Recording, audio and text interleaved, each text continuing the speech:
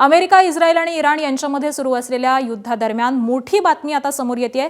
America इस्रायलने केलेल्या हल्ल्यामध्ये इराणचे सर्वोच्च नेते अयातुल्ला अली खामेनी यांचा मृत्यू झालेला आहे. सर्वात आधी अमेरिकेचे अध्यक्ष डोनाल्ड ट्रम्प यांनी खोमेनींचा मृत्यू झाल्याचं जाहीर केलेलं होतं. अमेरिका मीडियाच्या दाव्यानुसार खामेनींच्या घरातील 4 सदस्यांचा देखील यामध्ये मृत्यू झालेला आहे. त्यामध्ये खामेनींची सून, मुलगी, नात आणि जावई हे मारले गेल्याचा दावा अमेरिकन मीडियानं केलेला आहे. तर खामेनींचा मृतदेह सापडल्याची माहिती इस्रायलच्या वरिष्ठ अधिकाऱ्यांनी दिलेली होती.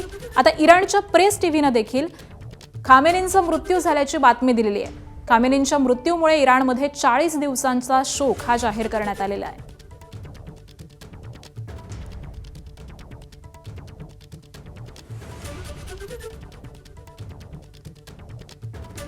आणि याच सगळ्या संदर्भामध्ये आपण चर्चा करूयात. निवृत्त मेजर जनरल अनिल बामसर सध्या आपल्यासोबत आहेत. बामसर, एकूणातच ही परिस्थिती आता पाहता इराणचं भवितव्य आता काय असणार आहे आणि याचा एकूणातच जागतिक पटलावरती कसा परिणाम दिसून येणार आहे? हे जे घडामोडी चालू आहेत इस्रायल, इराण आणि अमेरिकाच्या ट्रायकामध्ये, ह्याच्यामध्ये सर्वात जास्त नुकसान इराणचं होणार आहे. आणि जी हालत सध्या आहे तिथे, जसं तुम्ही प्रस्तावनेमध्ये बोलला होता की अयातुल्ला खोमेनी जे की 1989 पासून तिथे सत्तेमध्ये आहेत, त्यांनी जे जे काही केलं आहे त्यांचा खात्मा झाला आहे, त्यांची मृत्यू झाली आहे. आणि आज त्यांनी कन्फर्म पण केलं आहे की हे मृत्यू झालेली आहे आणि हे कालच जेव्हा अटॅक झाला होता तेव्हाच हे सगळं झालेलं होतं. हाऊएव्हर, आता अस्थिरता निर्माण झाली आहे इराणमध्ये आणि मिडल ईस्टमध्ये.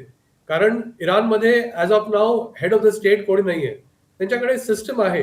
त्यांचं आर्टिकल 111 मध्ये त्यांचं लिहिलं धोरण आहे, रिटन इन्स्ट्रक्शन्स आहेत की जेव्हा कधी लीडर संपुष्टात येईल, तिथला प्रेसिडेंट, तिथला ज्युडिशरीचा हेड आणि तिथला एक नॉमिनेटेड मेंबर हे टेक ओव्हर करतील नेशनला. तर ॲज ऑफ नाव असं म्हटलं जातं आहे की ते प्रेसिडेंट आहे मसूद पेझेशकियान, हे आता इन्चार्ज आहेत. हाऊएव्हर, आताची जी हालत आहे ती खूपच नाजूक आणि दुर्मिळ आहे. कारण तिथे एक पोकळी निर्माण झाल्यामुळे सक्सेशन वॉर सुरू झाला आहे. उत्तराधिकारी कोण होईल आणि वेगवेगळी नावं पण जाहीर होत आहेत. मध्ये एक मुस्तफा खमेनी नावाचं नाव पण पुढे आलं होतं. अजून त्याचे रिपोर्ट्स कन्फर्म नाही आहेत.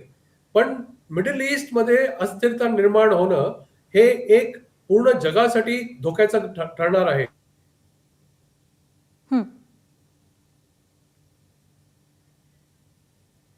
फॉर एक्झाम्पल, भारताची गोष्ट केली तर भारताचा जवळजवळ 45 to 54%, काही लोक क्लेम करतात 60% पर्यंत आपलं एनर्जी रिक्वायरमेंट्स आपण मिडल ईस्ट मधनं घेतो.